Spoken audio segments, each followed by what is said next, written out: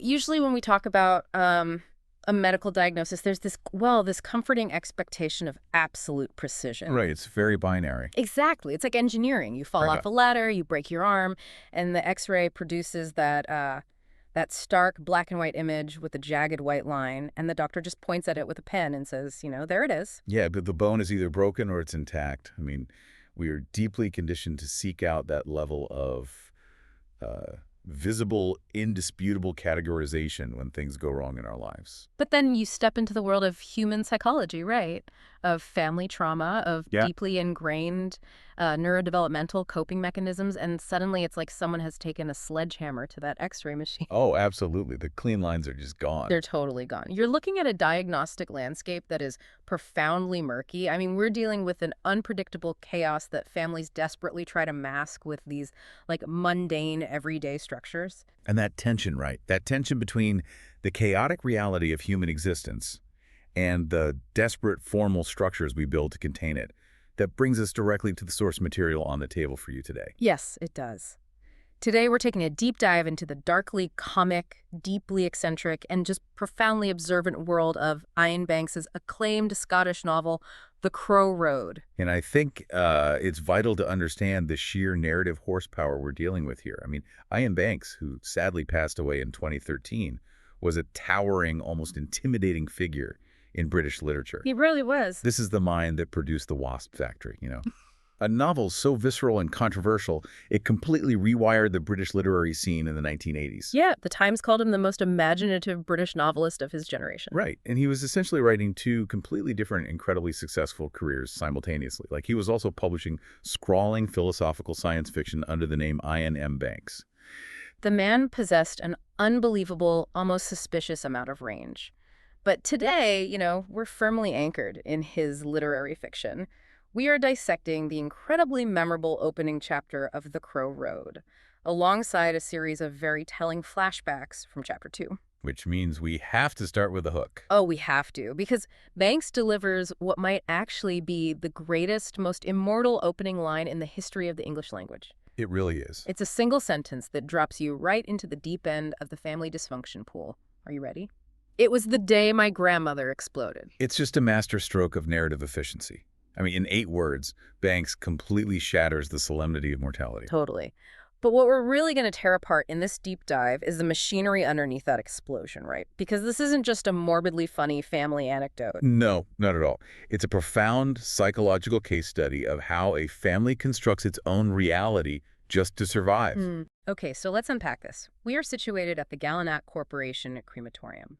Our narrator is Prentice McHoan, this young man attending the funeral of his grandmother, Margot. And the cast of relatives Banks places in this cold, echoing chapel is so vividly drawn.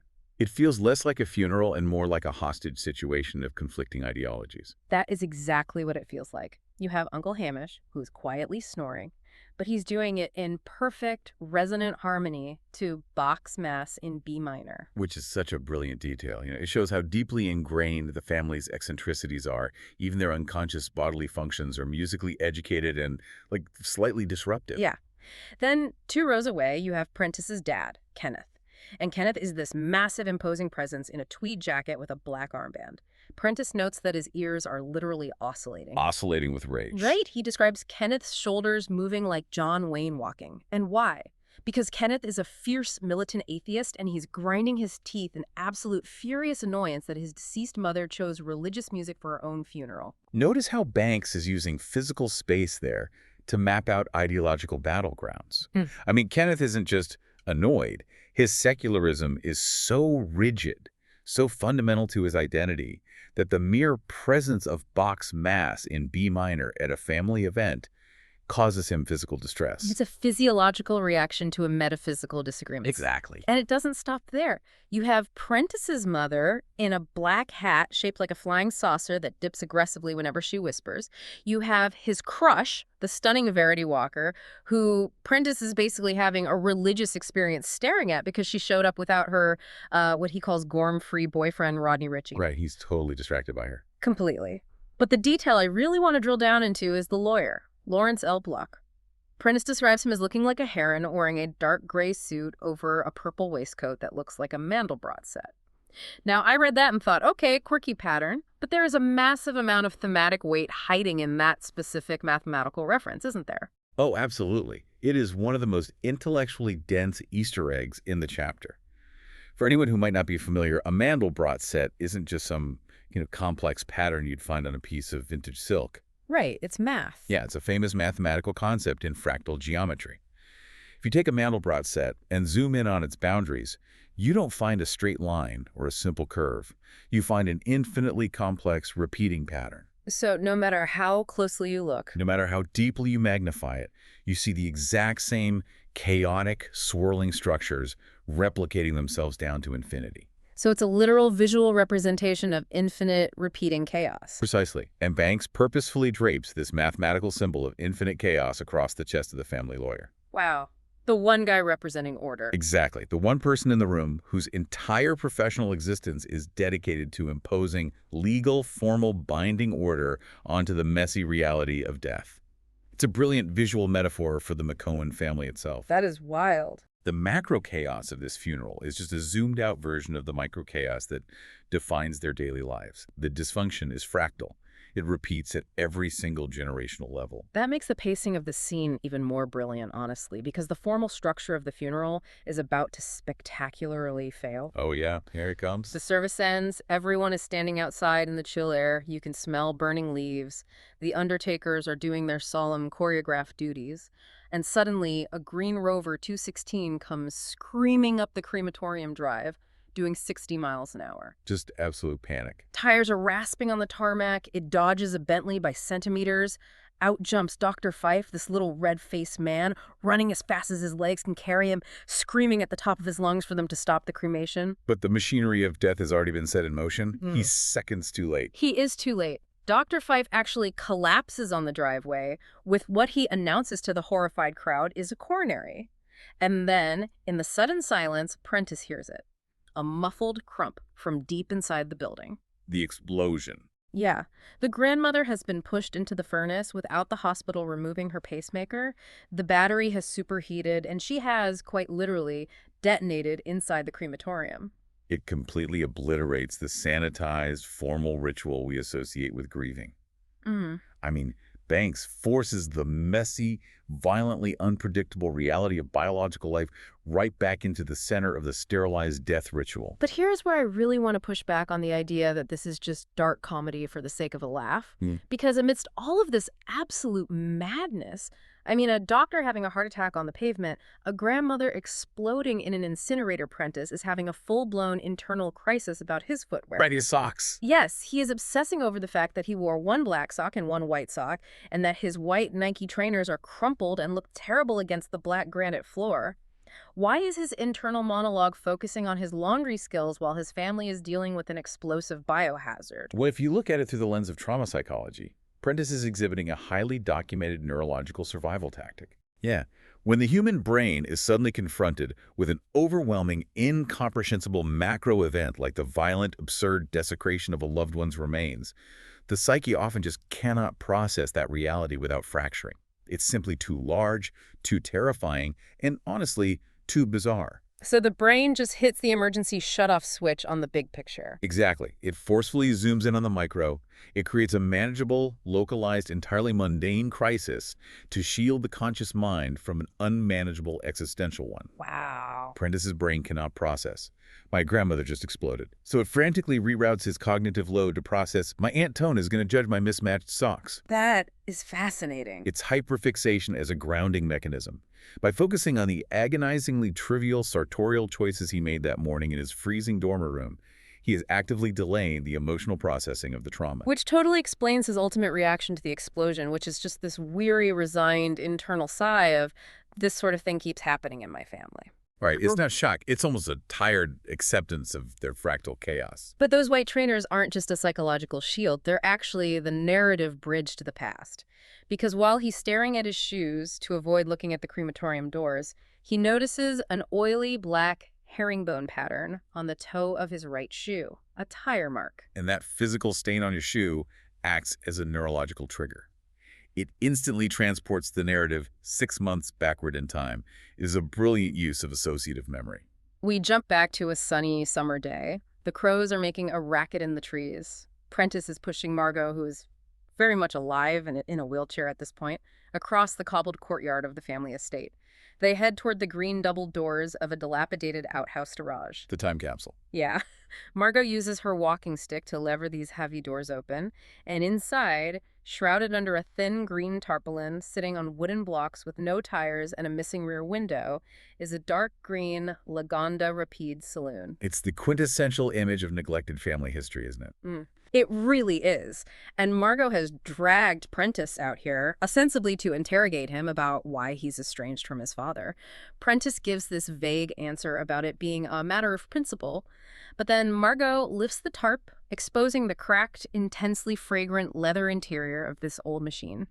And out of absolutely nowhere, she casually drops a psychological bomb on her grandson. She doesn't hold back at all. Not even a little. She looks at the car and says, wistfully, "The last time I had sex was on that back seat with his grandfather after a dance." Which is an incredibly jarring piece of information for a young man to receive from his elderly grandmother. Prentice is entirely malfunctioning. He's stammering, blushing furiously, trying to say something about how people who are past it shouldn't be doing that, but Margot just slams the car door, sending dust flying, and delivers this absolutely devastating line. She says, "Well, we're all young once, Prentice, and those that are lucky get to be old." And she follows it up by saying that some people get to be young twice, when they go senile and end up toothless and babbling. It is a stark, almost brutal dismantling of the societal sentimentality surrounding aging. Margot just refuses to play the role of the quiet, sanitized elder. But the real kicker is what happens inside Prentice's head in that exact moment. He is reeling from this unsolicited mental image of his grandparents. But as he breathes in the smell of that musty leather, he realizes that his own first sexual experience took place on that exact same cracked upholstery. The exact same spot. Yes. Now, help me understand the mechanics of this scene. Why does Banks use a broken-down car on blocks to bridge these generational milestones? Because the Legata Rapida operates as a literal and structural time capsule.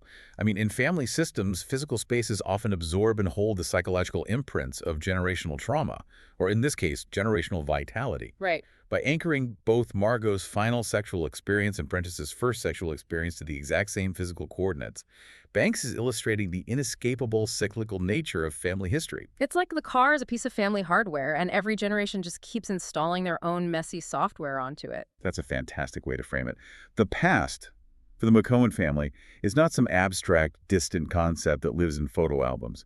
It is intensely present. It's sitting in the garage, smelling of oil and old leather, directly bleeding into the present moment. No. And Margot's behavior here is fascinating from a sociological perspective. She deeply understands the power dynamics of aging. How so? Because physically, she's incredibly vulnerable, right? She's in a wheelchair in this scene. Later, we learn she had a cast on her leg because she literally fell out of a tree. She is physically declining. Yes, but she views that physical frailty not as a deficit, but as a form of absolute social emancipation. Oh, interesting. Society generally strips the elderly of their agency, removing them from the economic and sexual marketplaces. Margot realizes that being removed from those societal expectations grants her a terrifying kind of freedom.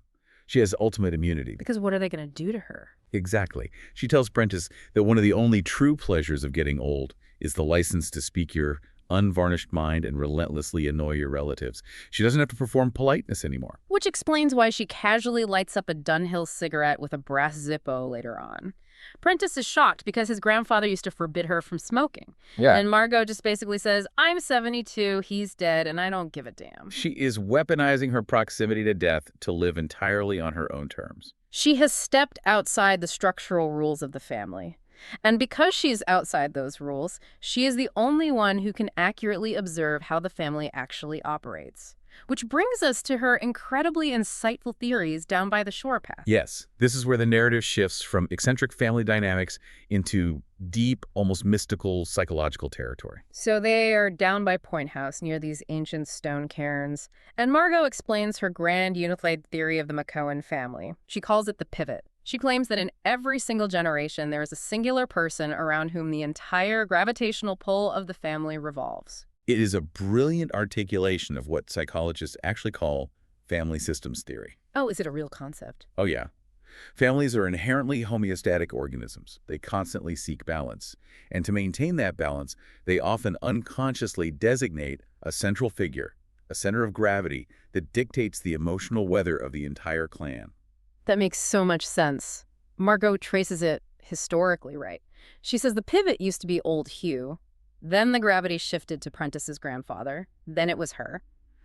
But she tells Prentice that in the current generation, the gravity is broken. The pivot is contested. Exactly. Kenneth, Rory, and Hamish all falsely believe they are the center of the family.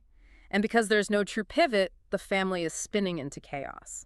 She is essentially giving Prentice the architectural blueprints to understand why his father and his uncles behave the way they do. Yeah. They are locked in a subconscious battle for gravitational supremacy. I follow the logic of the pivot. It makes structural sense. But then Margot takes this clean sociological theory and makes it profoundly weird. She certainly does. She pulls up her sleeve and introduces Prentice to her moles. She has physically mapped the entire family onto her body. The prophetic moles. It's a staggering element of the text. She points to a large brown mole on her left shoulder and says that one is Kenneth. Hamish is a mole on her knee. She pats her stomach and hints that might be Prentice's spot. And she claims, with absolute sincerity, that these physical blemishes on her skin itch or hurt or tingle whenever the family's talking about her or whenever a major life event is happening to the specific person assigned to that mole. Like she's a human switchboard. It is like she has hardwired herself into a biological surveillance system. It is a highly eccentric, deeply literal manifestation of a mother's emotional connection to her children. But the crucial part of this mapping is the mole that isn't doing anything. Right, the mole on her right wrist. That mole belongs to Uncle Rory. Now, Rory is the family mythology made flesh. He was the golden boy, a professional traveler, a charismatic eccentric who sometimes worked as a magician. But his ultimate disappearing trick was real. He vanished without a trace 8 years ago. Yeah. And Margot sits by the freezing Scottish water, looking at this brown spot on her wrist, and tells Prentice, not a sausage, not for 8 years, not a hint, not a sensation. And because her wrist is silent, she has concluded that Rory is dead, despite Kenneth aggressively insisting that Rory is just out there traveling and will return. This is where we have to pause and look at the profound psychological mechanism Banks is illustrating here. Is Margot just being a quirky, superstitious Scottish woman? No. She is actively navigating the absolute psychological torture of what clinical frameworks define as ambiguous loss. Ambiguous loss. Break that down for me because it feels central to everything happening in this family. So when a family experiences a death, even a chaotic one, like Margot's eventual explosion in the crematorium, there's a structural finality to it. You have a body, you have a funeral, you have a grave. A clear ending. Right. The human brain, over millennia, has developed grieving rituals to process structural death. You could eventually put a period at the end of the sentence, but when someone simply vanishes without a trace, there is no period. The sentence just trails off into infinite darkness. So the brain is denied the data it needs to initiate the grieving process. Precisely. The grief becomes frozen. The family is trapped in an endless, agonizing loop of hope and despair. Kenneth copes with this ambiguous loss through sheer, stubborn denial. He simply decides Rory is alive. But Margot's coping mechanism is far more complex. She is somaticizing her grief. Converting the emotional pain into a physical symptom. Yes. The human mind simply cannot sustain the void of ambiguous loss indefinitely. It requires an anchor. So Margot's subconscious has converted her profound, terrifying intuition about her son's fate that he is dead into a somatosensory experience. No. The mole is a physical proxy for Rory. Its silence on her skin represents the deafening silence of her missing son. It allows her to articulate her grief through the physical language of her own body, which is perhaps the only way her psyche can safely confront the raw, unvarnished reality of his absence without shattering completely. Wow. That reframes the entire concept of the moles. It isn't magical realism. It's a desperately tragic biological coping mechanism for a mother who cannot bury her child. It's devastating. It really is. And it creates a perfect contrast to how her son Kenneth operates. Because if Rory is the family's missing piece, Kenneth is the overwhelmingly, suffocatingly present piece. Which brings us to the root cause of the current Cold War between Kenneth and his son, Prentice. Ah, yes. The rebellion through theology. Exactly. Prentice is entirely estranged from his father. He refuses to go to the family home. He is lying to Margot about his financial situation, claiming he is surviving on student grants and bar work, when in reality he's completely destitute and had to sell his beloved terrible car, which he brilliantly called the Fraud Siesta. A great name for a terrible car. So good. But why is he broke? Because Kenneth cut him off completely. Total financial excommunication. And the reason for this excommunication is wildly ironic. Kenneth raised his children in a fiercely, militantly atheist household. But Prentice, while away at university, has recently decided that he believes in God, or at least in something. And Margot, in her infinite detached wisdom, observes the situation and tells Prentice, people react more than they act. She is identifying the fundamental law of generational physics. The pendulum must always swing in the exact opposite direction. Let me push back on Kenneth for a second here, because usually if a college kid wants to rebel against their parents, the playbook is pretty standard, right? You buy a dangerous motorcycle, you drop out of your degree to join a terrible punk band, you get a facial tattoo. Right, you engage in reckless hedonism. Exactly. But Prentice looks at his father, this towering intellectual skeptic, and decides the most devastating way to rebel is to sincerely adopt theological faith. He is rebelling with spirituality. It is the absolute ultimate subversion of expectations. And to understand why it works so perfectly, we have to analyze the specific environment Kenneth created. Okay, lay it out. In the McHoan family, secularism, critical thinking, and the aggressive mockery of the supernatural are not just preferences, they are the strict, undeniable orthodoxy. Atheism is the establishment. Ah, I see where you're going. Therefore, if Prentice wants to strike out and establish his own psychological independence from an overbearing father, traditional rebellion won't work. Kenneth would probably just analyze a punk phase as a predictable socioeconomic developmental stage, You'd probably buy him a book about the sociology of punk rock. Exactly. The only truly punk rock, anti-establishment, purely offensive move available to a kid in that specific household is to believe in a higher power. It's brilliant. If your dad is the high priest of skepticism, you shock him by walking into a church. But Kenneth's reaction, financially starving his own son out over a metaphysical disagreement, reveals a massive hypocrisy, doesn't it? It exposes the absolute rigidity of his worldview. I mean, Kenneth prides himself on possessing an expansive, rational, enlightened intellect. But his reaction to Prentice's faith proves that he is remarkably dogmatic. He's a fundamentalist in his atheism. Yeah, he really is. He doesn't view Prentice's belief as a young man's philosophical exploration or a personal search for meaning. He views it as a catastrophic intellectual failure, a systemic corruption of the operating system he built into his son. And to truly understand how deeply Kenneth embedded that operating system, the narrative rips us backward in time again to a flashback in Chapter 2. And this scene, for me, is the absolute philosophical core of the text. It explains the foundational mechanics of everything we've talked about. Oh, the hike with the children. It's a masterclass in psychological manipulation disguised as pedagogy. It is a gorgeous, warm Scottish day. Kenneth is hiking up a steep hill just above the Forestry Commission tree line, and he is leading an entire gaggle of children. A young Prentice, his older brother Lewis, the Watt kids, the Irville twins. And Kenneth uses this scenic walk in nature to actively, systematically dismantle the children's conceptual reality. It begins with Mrs. McBeath. Right. Little Prentice innocently mentions that his teacher, Mrs. McBeath, says there is a God and that if you are bad, you will go to a bad place.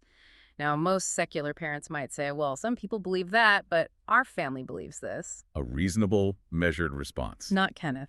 Kenneth stops on the mountain path, looks his young son in the eye, and states flatly, Mrs. McBeath is an idiot.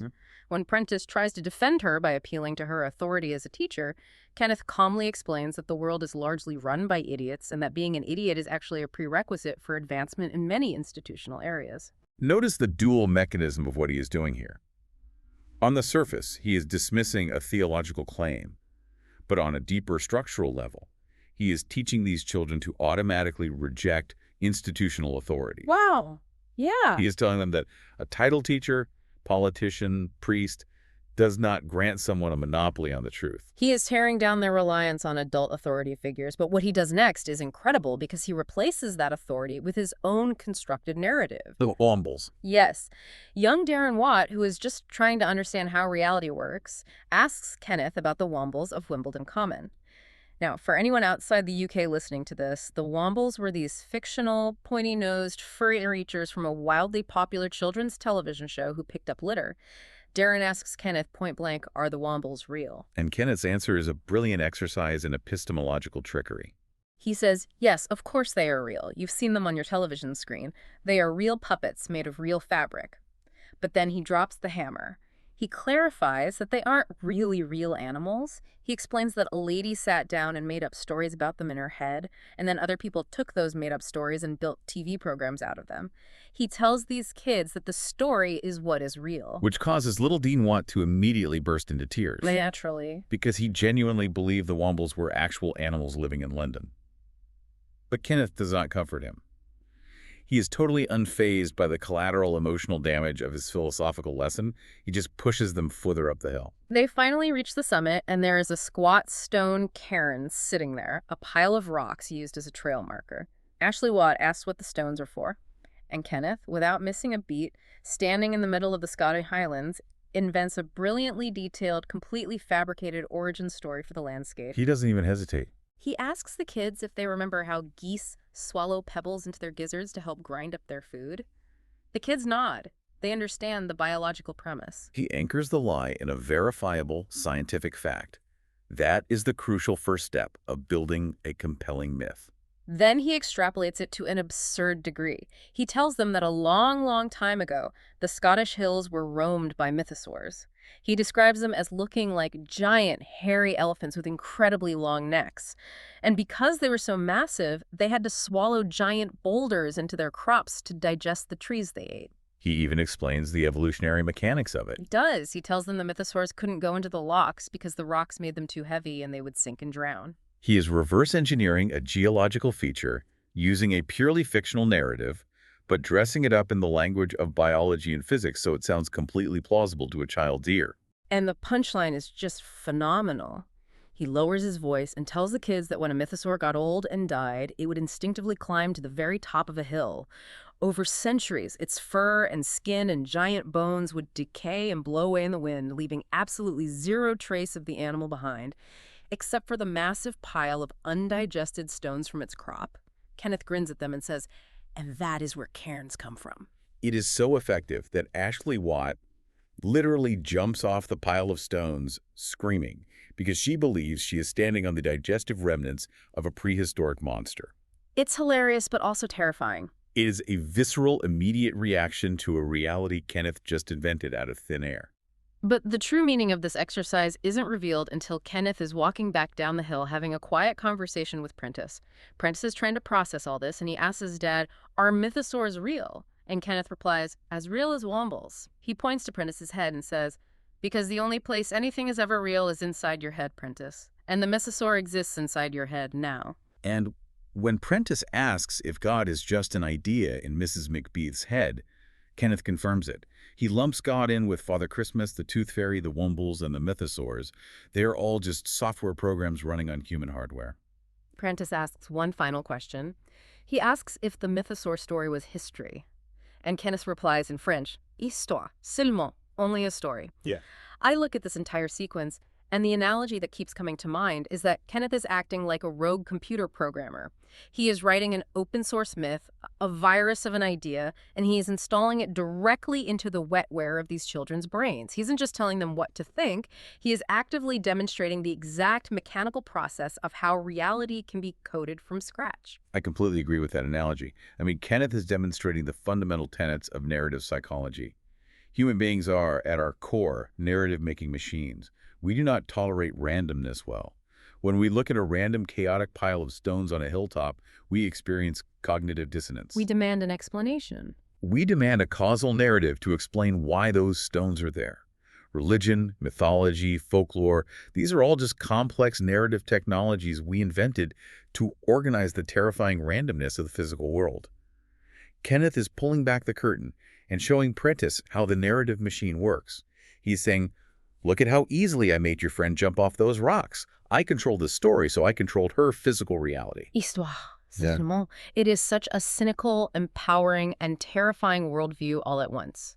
If reality is deeply subjective, and the only place anything is truly real is inside your head, then whoever controls the narrative controls reality itself. Which brings us full circle to why Kenneth was so intensely triggered by Prentice finding religion. Exactly, because it's not... No, wait, let me expand on that. Because it's not just that he disagrees with Prentice. Kenneth views it as a failure of his own programming. He spent Prentice's entire childhood explicitly showing him how myths are built so that Prentice would be immune to them. He essentially gave Prentice the administrative passwords to his own cognitive operating system to protect him from malware like religion. Yes, exactly. Kenneth's fury isn't just ideological. It is the fury of an architect watching someone build a cathedral on a foundation he specifically designed to reject weight-bearing structures. Oh, that's perfectly put. Prentice took the critical thinking tools Kenneth gave him, and instead of using them to deconstruct the universe, he used them to reconstruct a belief in God. To Kenneth, that is the ultimate betrayal. This family is just entirely saturated in narratives. They use stories not just to explain the landscape, but to physically survive the chaos that seems to follow them everywhere. And that brings us to the final piece of the puzzle, an even older flashback that shows a younger Kenneth dealing with the universe violently interrupting his life. The Lockyer flashback. This scene is vital because it proves that the family's reliance on narrative isn't just a philosophical exercise. It is an active, real-time survival mechanism. The atmosphere Banks builds here is incredible. Kenneth has just finished his time at university. He takes the evening train back to Lockyer Village. He is standing by the station wall, looking down at the tumbling white waters of the falls. You can smell the pine resin in the cool air. A gray owl swoops silently past him in the gloom. It is the absolute picture of serene, majestic, untouched Scottish tranquility. Kenneth is tired. He just wants a peaceful return to his childhood home. But the McHoan family possesses a gravitational pull that attracts the bizarre. The universe will not allow Kenneth a peaceful evening. Never. His sister Fiona, who has just passed her driving test, picks him up in a massive Humber Super Snipe. She is roaring up the gravel drive through the dark oaks, entirely too fast. They pull up to the family house, and Kenneth immediately spots something wrong. There is a dim orange shape glowing on the west side of the lawn. It's a tent. Yes. Two girls from Glasgow, Mary and Sheena, have somehow wandered onto the estate, mistakenly thinking it was a farm, and pitched a tent on the manicured grass. And Kenneth, ever the rationalist, is trying to maintain order. He is grabbing his bags, making sure Fiona didn't leave the keys in the ignition, trying to process this minor annoyance. And then the tranquil Scottish evening shatters completely. The tent suddenly flares with blinding light, outruns Mary, screaming at the top of her lungs in her pajamas, and her hair is literally engulfed in flames. It's horrific. The Primus stove inside their tent has malfunctioned and exploded. Notice the motif here, by the way. There is an explosion in every single timeline Banks presents. The crematorium, the tent, the family cannot escape sudden violent combustion. Kenneth reacts instantly. He drops his bags, sprints across the dark lawn, tackles the burning girl to the grass with a heavy, ragged thump, and throws his own jacket over her head and shoulders to smother the flames. It is a terrifying, chaotic, incredibly violent interruption of their normal lives. They manage to extinguish the fire. Mary is sobbing. The smell of burnt hair and melted nylon is in the air, but she is going to survive. It is a profound trauma happening literally in their front yard. But what is truly fascinating is not the event itself, but how the family immediately begins to process it. Yeah, because later that night, after the chaos is settled, Kenneth is lying in bed in the dark. And in the bed next to him is his little brother, Rory. The very same Rory, who will eventually grow up to be the golden boy and then vanish without a trace. And little Rory is practically vibrating with excitement in the dark. He's thrilled. He is interrogating Kenneth about the fire. He mimics a funny voice and says, "She's fallen in the water." He desperately wants to know the details. When Kenneth confirms that there was indeed an explosion, Rory kicks his legs and yells, "Holy smoke! Oh, damn, Helen, I missed it!" He's devastated he slept through it. He is absolutely gutted that he missed a near-fatal accident. Now, on the surface, Rory sounds like a total psychopath. A girl was burning on their lawn, and he's mad he didn't get to watch. It seems callous, right? But we have to apply the lens of cognitive reframing here. Rory is not processing the reality of a horribly burned human being. He is a child raised in the McHoan ecosystem, which means he is instantly processing the event as raw narrative material. Explain that mechanism. How does cognitive reframing work in a moment of trauma? Well, cognitive reframing is a psychological technique where an individual changes the conceptual or emotional viewpoint in relation to which a situation is experienced. Okay. By changing the frame, you change the meaning. The McHoan family lives in a reality that is constantly exploding, sometimes literally. If they absorbed every explosion as raw, unmitigated trauma, they would collectively lose their minds. So they have developed a deeply ingrained defense mechanism. They instantly convert trauma into entertaining family lore. It's an emotional shock absorber. Exactly. Rory is thrilled because a burning girl on a lawn is a fantastic story. He is transforming a terrifying brush with mortality into a thrilling bedtime anecdote in real time. By turning the chaos into a story, the family strips the chaos of its power to traumatize them. If you own the story of the trauma no longer owns you. Which perfectly mirrors the opening scene at the crematorium. Years later, Prentice watches his grandmother explode in a furnace, and instead of collapsing in psychological agony, he uses the exact same reframing technique as his uncle Rory. He turns it into a darkly comic observation. This sort of thing keeps happening in my family. It's the exact same coping mechanism. He frames the horror as just another absurd episode in the ongoing sitcom of the McHoan clan. It all comes back to Kenneth's lesson on the mountain with the mythosaurs. Histoire, selon, only a story. Kenneth taught them that if you understand that everything, even the most terrifying events, can be reduced to a subjective story in your head, you gain a profound mastery over your own reality. You can survive flaming tents. You can survive exploding grandmothers. You can survive the ideological wars of your own relatives simply by controlling the narrative. And that, I think, is the profound takeaway from our journey into Iain Banks' The Crow Road today. The excerpts we've pulled apart offer an incredibly dense, darkly hilarious, and ultimately moving masterclass in human resilience. The McHoan family demonstrates that human beings are fundamentally narrative creatures. We use dark humor to puncture the peril of death. We use stubborn ideology to shield ourselves from uncertainty. We somaticize our grief when the universe denies us closure. Yes. And above all, we relentlessly construct stories to navigate the heaviest, most incomprehensible chaos of life. We are a species that survives the dark by telling ourselves stories about it. And Banks illustrates that with a level of wit and psychological depth that is truly unmatched. It is a stunning piece of literature. And as we leave you today, I want to offer you a final thought to mull over. We've spent this entire deep dive analyzing how Kenneth McHoan taught his children that history is just the stories we collectively agree to believe, and that reality only truly exists inside our heads.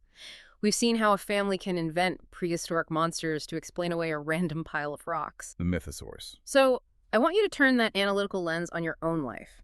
Think about the landscape of your own family history. What mythosaurs are currently living in your family tree? What legends, what unquestioned truths, what inherited grievances have been passed down to you by your parents or grandparents? And more importantly, if you look closely enough at those sacred family stories, might you discover that they are actually just a beautifully constructed pile of stones invented to explain away the chaos. Until next time, keep diving deep.